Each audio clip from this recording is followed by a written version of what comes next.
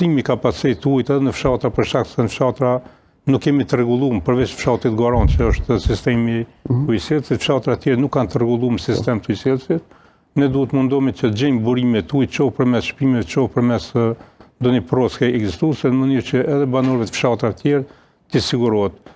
Ato që tjetër çka duhet kemi bashkëpunim ngushtë me bifurkacionin për shkak se ajo është kompani regionale dhe tërë menaxhimi i ujit është i kalon në kompetencat e kompanisë regionale. Dhe nëse nuk kemi një bashkëpunim të mirë, atëherë nuk mund të themi që do të ketë edhe menaxhim të mirë të ujit. Qartë. Ndeshta me një sharem, kështu se ne tash po morëm ato për nuk dua të lëshojmë në kritika ose në kështu. Por sharimit e lumit e 5 shtrati lumit e 5. Ne kemi pas takim me Bankën Botërore dhe Bashkimin Evropian. Është një projekt i kahershëm i den zoti Suma që nga viti 2019. Për shkak të pandemisë atëherë mjetet ishin dedikuar një pjesë për pandeminë. Dërsa ai projekt ka met pezull për shkak të mosave ekonomike që janë vënë ndaj Kosovës dhe kjo vazhdon dhe nuk është projekt i 2 milionë se sa tha zoti Suma, por është projekt diku 15 milion euro në bashkëpunim me komunën e Artonës. Dhe Banka Botërore 10 milion të tjera që do të jenë shtesë që nënkuptohet diku rreth 24 apo 25 milion për largimin e mbetjeve të rrezikshme që të ne është azbesti.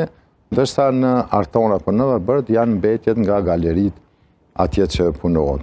Por kjo, me gjithë se nuk mund të realizohet, dhe nuk është një projekt ashtu komunat që mund të realizoj, por janë nga marrëveshjet ndërkombëtare që duhet të miratohen në Parlamentin e Republikës Kosovës, përmes qeverisë, në Parlamentin e Republikës Kosovës, pastaj të vazhdohet më tutje.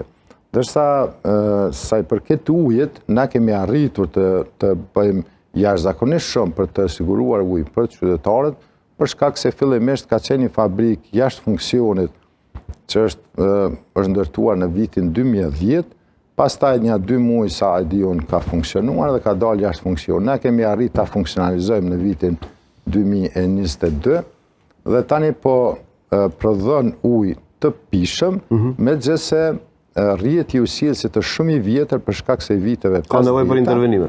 Ka nevojë për intervenim. Ne kemi një projekt i cili nuk do të jetë shumë i kushtueshëm. Pjesën urbane apo në pjesën e pjesën urbane, është shumë e rëndësishme pjesa urbane që ka pas probleme më shumti me ujin, po çka është shumë e rëndësishme tani sepse nuk vije uji ashtu siç ka ardhur më herë nga rrjedhja, por futet në fabrik, në filtra dhe pastaj del i pishëm. Po duhet të përmendet gjithsesi se është e njëjta çështje.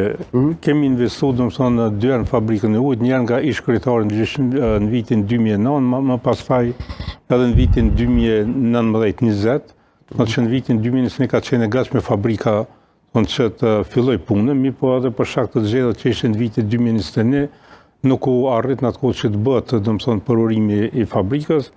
Edhe në momentin kur ne jemi larguar ka pas të gatshme, vetëm i ka vendosur disa ormac që kanë qenë të siguruar dhe përsëri është pagu edhe një herë. Domethënë ai shumë i mirë, diku rreth 30.000 euro dhe fabrika tani është funksionale, po duhet të jetë mirënjohës kryetari në largim se krejt ajo punë, krejt ato mjete janë siguruar në kohën tonë dhe fabrika ka qenë e gatshme. Mirë po edhe përkundër asaj po them që përsëri nuk mund të themi që edhe pse qytetarët po e pagujnë ujin, uji në të shumtën e rasteve, sidomos kur ka të rresha, nuk vjen i mirë. Thotë se rrjeti është i vjetruar. Edhe në vitin 2009 e tërë infrastruktura sa i përket rrjetit të ujësirësit është ndryshuar. Nuk janë ato gypat që ky pretendon me siguri se janë gypat azbestit apo gypa të metalit. Ato kanë dalë jashtë funksionit që është në vitin 2009. Mund të ketë domethënë ndonjë defekt ose diçka domethënë që ka nevojë për riparime, mi po rrjeti në tërësi, rrjeti shpërndart Hantelezet është i rregulluar. Ne po flasim për një periudhë kohore shumë të gjatë, nga viti 2010, nëse fabrika është ndërtuar në vitin 2010 deri në vitin 2022. Nuk është periudhë e shkurtë që s'ka pas kohë, se s'ka pas mundësi, po s'ka pas interesim, ndoshta s'ka qenë serioze të merret me punën e funksionalizimit të fabrikës. Pra është periudhë shumë e gjatë, diku 12 vjeçare që mos funksionalizohet. Ka qenë mundësia. E dyta e mira krejt kësaj është që qytetari sot se ka edhe mesazhe, ka ata që kanë provuar kur kanë ardhur sidomos mërgata, për herën e parë që nga viti kaluar ata shfrytëzojnë